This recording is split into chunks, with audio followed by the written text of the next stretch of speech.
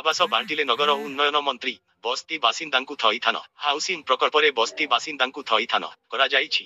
116 हिताधिकारीଙ୍କୁ घर बांटिले गृह निर्माण और नगर उन्नयन मंत्री ड कृष्णचंद्र महापात्र। बस्ती बासिंदांक जीवनरे उन्नति आनिबा पई सरकार प्रतिबद्ध बोली से कहिसंती। अंडीपुरीरमरे सुलभ आवास प्रकल्परे 11 जन हिताधिकारीଙ୍କୁ आवंटन पत्र देइछंती। चंद्रशेखरपुर एएचपी पई 47, नीलमाधव आवास एएचपी पई 36 एवं सुबुद्धिपुर बरुणेई एनक्लेभ एएचपी पई 28 जन हिताधिकारीଙ୍କୁ आवंटन पत्र प्रदान करा जाइछि।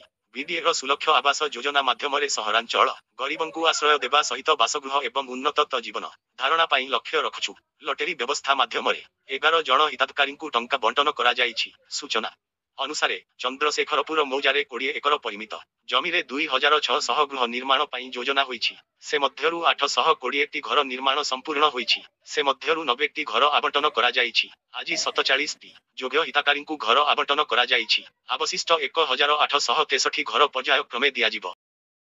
23 रे लघुचाप 26 रु 28 जाए हालुका वर्षा संभावना। आसंता 23 तारीख रे बंगोपसागर रे एक लघुचाप सृष्टि हेबो। एहा अधिक घनीभूत होई अवपात रूप नै पारे। एहा प्रभाव रे दक्षिण ओडिसा रे स्वल्परु मध्यम धरणर वर्षा संभावना अछि। पाणीपाग विशेषज्ञ एभली पूर्वानुमान करिसंती। 21 तारीख बेलकु दक्षिण अंडमान सागर और संलग्न अंचल रे एक घूर्णिबलय सृष्टि होई पारे। घूर्णिबलय सृष्टि परे एहा पश्चिम और उत्तर पश्चिम दिगरे गति करिवो। 23 तारीख बेलकु दक्षिण पूर्व बंगोपसागर रे लघुचाप सृष्टि हेबो। परे एहा पश्चिम और उत्तर पश्चिम दिगरे गति करी दक्षिण पश्चिम बंगोपसागर उपरे अवपात रूप नेब। अवपात परे एहा अधिक घनीभूत हेबार संभावना अछि। एहा घनीभूत होई तमिलनाडु और श्रीलंका उपकूलकु जाई पारे। लघुचाप प्रभाव रे 26 तारीख रु दक्षिण ओडिसा रे वर्षा हेबो। 26 रु 28 तारीख जाए दक्षिण ओडिसा रे स्वल्परु मध्यम धरणर वर्षा होई पारे बोली सोहा जलवायु और परिवेश केंद्र निर्देशक ड शरत साहू पूर्वानुमान करिसंती। सेही भली मंगलवार 14 सहरर राति तापमात्रा 15 डिग्री तळे रहिछि। उदयगिरी रे राति तापमात्रा सबुठु कम 7.2 डिग्री रही।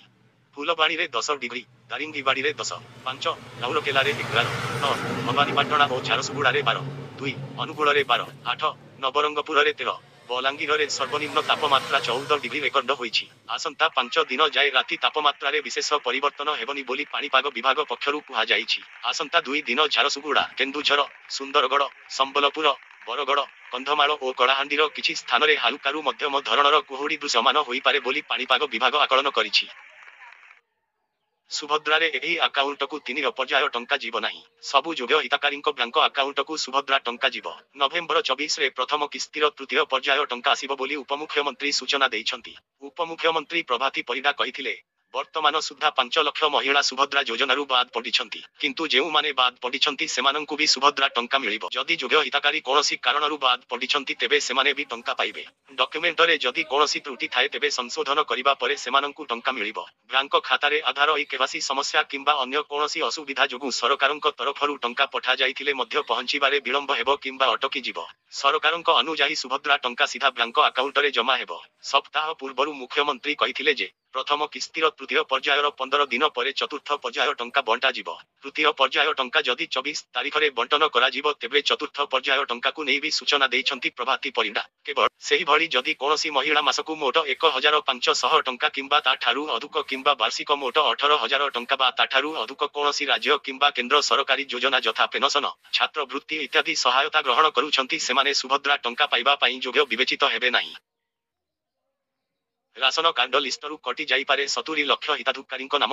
राज्य रे अछंती 3 कोटी 36 लाख 35,918 राशन कार्ड हिताधिकारी। वर्तमान सुधा केवाईसी करिछंती 2 कोटी 66 लाख 85,938 हिताधिकारी। एबे भी 69 लाख 40,980 जन केवाईसी करिनाहांती। किंतु राज्य बाहर रहुथिबा 94,065 जन हिताधिकारी केवाईसी करिछन। गंजाम जिल्ला रे सर्वाधिक 5 लाख 42,081 जन केवाईसी करिनाहांती। कलाहांडी, मयूरभंज, नवरंगपुर रे 4 लाख रु अधिक करिनाहांती केवाईसी।